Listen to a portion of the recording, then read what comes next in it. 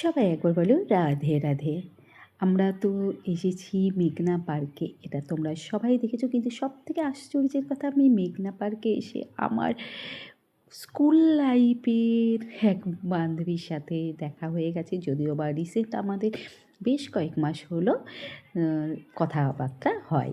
এই যে পেছনে দেখো শাড়ি পরাচ্ছে, এটা ওনার মেয়ে, বিয়ে সামনেই। আর এই যে রাখি, এটাও হচ্ছে আমার এই মেয়ের সাথে ওনার মেয়ের নাচ করে। ওটাও আমার সেই বান্ধবী। তো হঠাৎ করে দেখা হয়ে গিয়ে ভীষণই ভালো লাগছিলো। তো রাখির মেয়ে ওখানে শ্যুট করতে গেছিলো। তো সেখান থেকেই দেখা, অনেক কথাবার্তা হলো। তারপরে আমরা দুজনে তখন বাড়ি যাওয়ার জন্য বললাম যে ঠিক আছে, অনেকটা বেলা হয়ে গেছে, এবার আমরা বাড়ি যাচ্ছি।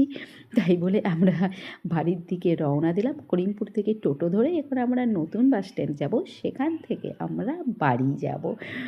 তো সত্যি বলছি, রাখিকে অনেকবার বলেছি আমার বাড়িতে আসতে, কিন্তু রাখি হয়তো টাইম পায়নি। কিন্তু এবার দেখা হয়ে গেছে, তো রাধে রাধে।